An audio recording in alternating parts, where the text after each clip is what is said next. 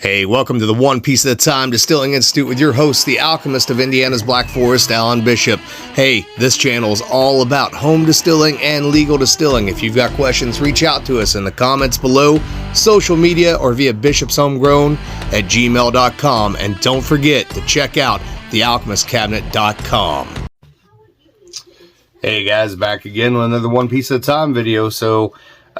Recently, Moonshine Shua had posted on one of the forums the following, and I will read this to you, and I had responded to it there, which I'll read back to you, and I'll try to add to as I go, because I think you guys might find it interesting. And now, this is someone complaining basically about the price of craft whiskey versus large-scale industrial whiskey. And there is a price difference. There's a premium on craft whiskey, but there's a premium for many, many reasons. Part of that has to do with economy of scale. But I often see these kind of arguments, and I even see these arguments against craft distillers from people in the moonshine groups in particular, that, you know, craft distillers don't pay attention to quality and this and that and the other, and, you know, moonshiners at home are doing this, that. I've been on both sides, guys, and I tell you right now that the good craft distillers are out there, and there are many of them at this point that are fantastic, are every bit concerned about quality, as concerned about quality as what most of you guys at home in that moonshine world are. They put a lot of love and passion into this. Some of them have dropped pretty much every dime that they've ever earned in their life into the ability to be able to do this. And some of them are literally doing it on the same scale in a legal distillery that you are at home. So bear that in mind when you talk about legal distillers. There seems to be this sort of sometimes prejudice from moonshiners out there against legal distillers, regardless, that it's all just industrial ethanol and this and that and the other, and you guys are full of shit. Just tell you how I see it. So now, are there bad players out there? Absolutely there are, but the majority of them, the ones that are really good at this, they're not bad players, and they know what they're doing, folks. So to my legal distillers, I tried answering this question for someone. Now, for the sake of me not being biased, I'm not going to answer outright away, nor am I going to dox the person who asked this. But if you are a legal distiller or own a distillery, can you go ahead and answer this question in the comments the best you can? The question: it's really hard for me as a bourbon fan to pay more for a local bottle that simply has no legs in the market, when their price per ounce is over 75% higher than a trusted and true American bourbon company. I can't believe the prices these folks expect the people to pay. Price point is everything, especially if you're trying to get the potential customer to actually buy your whiskey again. Sheesh, and don't give me the craft BS. The ingredients are all the same. First and foremost, if a craft distillery is charging those higher prices, it's likely because they have earned the right to charge those higher prices because law of supply and demand. We understand as craft distillers that we would like our prices to be as low as they reasonably can be so that we still make money and we get more consumers. But what often happens in the case of my distillery, Spirits of French Lick, we got popular pretty quickly, and what happened was our distributors came to us and they're like, listen, you've got to take a price increase because people want this. Otherwise, you're going to run out. You're not going to have enough. It's a way of kind of putting the brakes on and getting the value out of what you do. Now, if a craft distiller is starting off and they're charging those prices, especially if they are sourcing their own, or they're sourcing bourbon as opposed to making their own bourbon, I do find that highly questionable. But otherwise, unlike what is asked/said here by this person asking the question, you know, they say it simply has no legs in the market. Well, that's simply not true of many of us craft distillers. We have legs in the market. We've got great reviews, and we have turned the tide of attention from just large producers to small craft producers for the future generations to come. You're welcome. It wasn't easy, but we are there now, thankfully. Anyways, that being said, I moved on and I responded thusly. And I am really doing this video because I think you guys will understand it and I think you will appreciate it. And I will try to also comment or elaborate on, as I might see necessary, my own comment on that thread, to which I replied with, in a true craft distillery, the ingredients aren't the same. I think from you guys from watching this channel, you know that a lot of the craft distillers started off as home distillers, and we're playing with very unique, very different ingredients. We've talked about what the spectrum of bourbon used to be prior to industrialization and prior to prohibition, and how much wider it was in terms of the types of equipment used, the type of yeast used, the type of distilling that was done, etc. Alternative yeast, grains, and often equipment. Protocols are based on quality as opposed to just simple throughput and simple differences in economy of scale. So, and when I say throughput and quantity, I don't necessarily mean that in a bad way, because of the big 6 or 7 distilleries that made it through Prohibition in Kentucky that were making bourbon, none of them makes anything. They don't make bad spirits. They make pretty good fucking spirits. Now, they make some low shelf stuff that could be a lot better, and maybe my preference is not for that Kentucky style bourbon, and maybe your preference isn't for it. But to say that they're not making anything that's good would just be flat out a lie, and their sales show that out on their premium products, I do believe. So, let's see. That said, comparing a large distiller to a true craft distiller, the menu shouldn't be the same. If craft distillers are making bourbon, they shouldn't be cloning big bourbon mash bills. You'll never compete with industry giants. And what I mean by that is, and I do this all the time when I do consulting, somebody will want me to consult for them on their new brand, and what they'll say is, and we'll just use this as an example, they're bringing a random bottle of whatever label of Old Forester, and I'll put it on the table and say, this is what we want to make. And I will flat look at them and say, that's dumb. That is not what you want to make. And the reason that I say that is because you're never going to compete with that.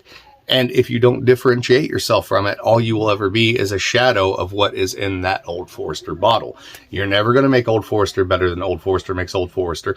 And even if you did, you likely don't have the marketing dollars to be able to break into that particular segment of drinker. And nor does that particular segment of drinker often have any interest whatsoever in drinking craft products like this person who asked this question. So what I always advise people is you need to come up with your own unique mash bills, your own unique yeast, your own unique distillation protocols, your own unique types of barrels as far as your char and your toast that matches your profile. What do you really want? What are you really passionate about? And if what you're passionate about is that Old Forester and you're stuck on it, I'm not going to consult for you because I don't need the money that bad, and you're not going to listen anyways. So, also preferencing the question with quote-unquote craft bullshit means they're likely a segment of consumer who's pretty vapid, shallow, and stuck watching armchair quarterback reviews on YouTube, thusly not part of my target base and not worth the argument. For every one of this person's kind, I can find 10 adventurous drinkers with expendable income who will buy and enjoy nearly every product I make. So what am I getting at here? What I'm getting at is there is certainly a group of hardcore bourbon douchebags, for lack of any other word, who are never going to give craft the time of day. And they listen to the same reviews all the time, who give the same positive reviews to the same brands over and over again. And they want to lean heavily into licking the industrial ass of the large distillers. Yes, I said that. I went there because I can. And I believe that I'm allowed to, because I don't intend to work for any of them ever in the future. Anyways, I'm also not trying to get that consumer. What I'm after is the new consumers, the younger consumers, or even the older consumers that appreciate something different, something well made, something artistic, something that you can't get necessarily at every single store on every single shelf. We're making new drinkers, bringing new drinkers in, bringing new money into the industry that the big guys were missing. People with expendable income that will spend the premium on the whiskey that they know is worth the money, so to speak. What I mean by it's not worth the argument is you can argue with these people all day long, and all they will say is, well, Dutch and such on blah blah blah channel says that this is the end all be all of bourbon. Well, fuck off and go buy that. So I don't need your business that bad. I don't value your business like that. There's other drinkers out there that I do value because they value what I do. I only consider potential customers as valuable if they find general curiosity and appreciation in the art of what I do. Otherwise, let them drink the same 3 mash bills from the same 7 big distilleries using the same yeast strain, the same still configuration, and the same barrel types. Financially, we do just fine, and their bullshit isn't worth the stress. I figured that out a long time ago. I used to worry all about the big-time reviewers and if they were going to pay attention to us and if they'd ever give us a fair shake. It turns out that many of them gave us a more than fair shake. We didn't have to write check 1 to get them to review anything, and many of them went out and bought the bottles themselves because they heard about it, word of mouth, on the internet. So that worked out just great as far as I'm concerned there. When I say otherwise, let them drink the same 3 mash bills from the same 7 big distilleries. What I mean is that after Prohibition, the big distilleries that remained basically settled upon a rye bourbon, meaning yeah, you know, anywhere between 8 and 15% rye. A high rye bourbon being maybe up to 35% rye, and then a wheated bourbon, which is the old APH Stitzel stuff you see for Weller, Larceny, Pappy Van Winkle, etc. 3 mash bills and 1 rye mash bill most of the time. That rye mash bill is usually 95% rye, 5% rye malt.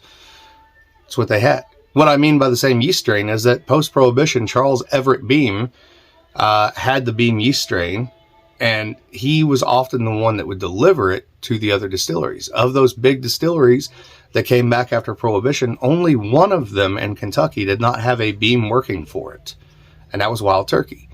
The Beams always took care of each other the way a family truly should, right? And that's awesome in the big bourbon industry. They shared that yeast back and forth, and they propagated it themselves, and there were minor differences in the yeast from year to year, from distillery to distillery, but overall, it was the exact same yeast being used on the exact same 3 mash bills. What I mean by the same stills, they're all running low-rec Kentucky column stills. And as a process of industrialization, with the right aging requirements, there's nothing wrong with that, but it makes a very specific style of bourbon. It makes what we think of now, although not historically, Kentucky style bourbon. Same stills, same yeast, same mash bills, different stories on the bottles, slight tweaks here and there, but otherwise all the same. And it did fine, and we do appreciate them because, hey, none of us craft distillers would be here without that, really. What else did I say in there? Anything? Same barrel types. Typically number 3 char, unless you're Wild Turkey, then it's number 4 char. So qualitatively, you can't make cuts on a low rec column still either, no matter how much marketing wishes they could, because a low rec pot or a low rec column, it's not a pot still, it's not a hybrid still, and it's not a coffee column. Doesn't have those abilities. That's not the kind of efficiency it's set up for. Anyways, I guess there was really no great point to me actually reiterating all this, except I thought you guys would find it an interesting discussion, and I'm hoping that maybe you guys will leave some of your thoughts in the comments below. Also, bear in mind, I am the world's biggest supporter of home distilling and even moonshining. I'm also the world's biggest supporter of home distillers and moonshiners becoming legal distillers. And so if your hope is to become a legal distiller in the future, understand that these are the kind of conversations that happen and will continue to happen for the next 10 or 20 years. But that generally, if you're making good quality product and you can talk and you have a good story and you have a good label, you'll do okay. And those bourbon snobs don't really matter all that much. All right, y'all. I love you. Catch you soon.